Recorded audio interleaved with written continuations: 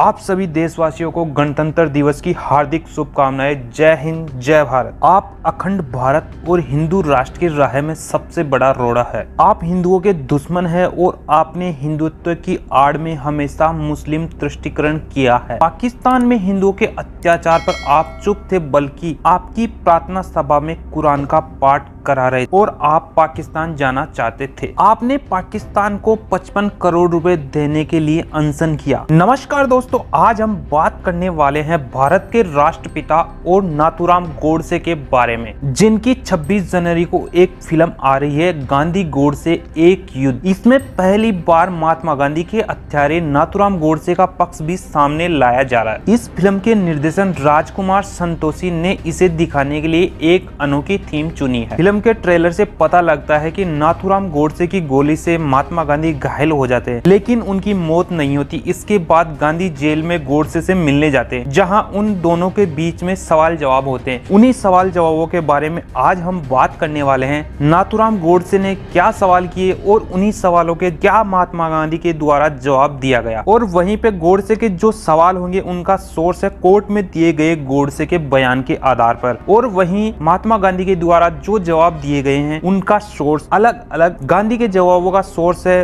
राजमोहन गांधी की किताब the good boatman, a portrait of Gandhi and understanding the Muslim mind. अगर असलियत में बापू जेल में गोडसे से मिलने जाते तो दोनों के बीच में क्या वार्तालाप होती, इसके लिए हमने किताबों, डॉक्यूमेंट्स और अलग अलग जगह दिए गए बयानों को देखा। नाथूराम गोडसे के द्वारा पहला सवाल पूछा गया, आपने हमारे पवित्र देश का बंटवारा कराया और इसके दो टुकड़े कर दिए, दो टुकड़ों के रूप में भारत और पाकिस्तान। इसी के आधार पर बापू का जवाब मिला, मैं आज भी नहीं चाहता हूं कि देश बटा हुआ दिखे। मैंने 5 अगस्त 1947 को लॉर्ड माउंटबेटन को पत्र लिखा कि देश बांटने की नौबत आ रही है, तो जिन्ना को भारत का प्रधानमंत्री बना दिया जाए, लेकिन देश न बटे। मैं आजादी के जश्न में शामिल नहीं हुआ क्योंकि मेरा कलकत्ते के दंगों के बीच रहना ज्यादा जरूरी था। देश के दो टुकड़े की बात सबसे पहले 1933 के अंदर तीसरे गोलमेज सम्मेलन में रहमत अली ने की थी।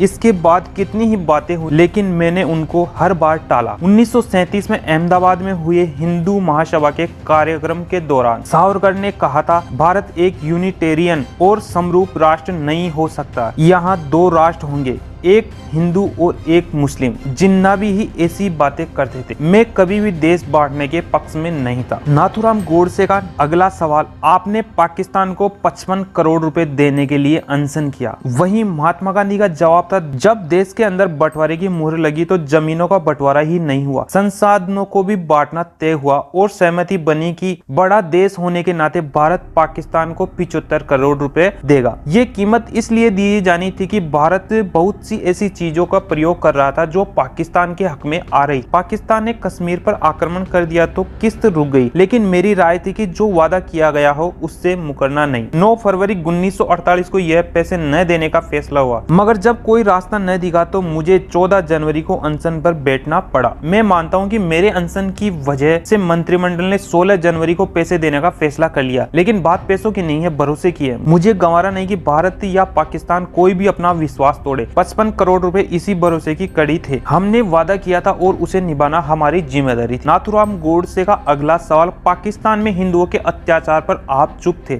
बल्कि आपकी प्रार्थना सभा के अंदर कुरान का पाठ हो रहा था और आप भी पाकिस्तान जाना चाहते थे। वहीं महात्मा गांधी का जवाब था कि मुसलमानों ने जो किया वह ठीक नहीं किया, लेकिन कुरान ने क्या नुकसान किया। यदि भगवान का एक भक्त पाप करता है तो क्या हम भगवान का नाम लेना बंद कर देंगे? अगर इस्लाम मानने वाले ये कहते हैं कि हिंदुओं ने जो किया है वह बुरा है, तो क्या इसका अर्थ यही है कि गीता बुरी है? नाथूराम गोडसे का अगला सवाल, आप हिंदुओं के दुश्मन हैं और आपने हिंदुत्व की आड़ में हमेशा मुस्लिम तुष्टीकरण किया। वहीं बापू का जवाब था, 15 अगस्त 1947 को जब देश आजाद हो रहा था, उस वक्त मैं दिल्ली की सरहद से मीलों दूर कलकत्ता में था। मुझे नोआखाली जाना था, जहाँ मुस्लिमों ने हिंदुओं पर बेहिंतिया आतंक मचा रखा था, लेकिन मैं पहले वहाँ रुका जहाँ हिंदू ज्यादा थे और मुस्लिमों के साथ अत्याचार हो रहा था। उनसे बात करने की मेरी पहली शर्त यही थी कि कलकत्ता के मुस्लिम लीग से जुड़े कट्टर नेता नवाब खाली के अपने लोगों को तार भेजकर वहां के हिंदुओं की रक्षा सुनिश्चित करे। मैं 12 सितंबर 1947 को संघ प्रमुख से मिला। मैंने वही उनसे कहा कि मेरे हिसाब से आरएसएस हिंदुओं की रक्षा के लिए है, मुस्लिमों को मारने के लिए नहीं। वो शांति का समर्थक है। आरएसएस अगस्त 1947 के कई माह पहले से लेकर जनवरी 1948 तक मैं लगातार यात्रा में था। वही नाथूराम गोडसे का अगला सवाल था,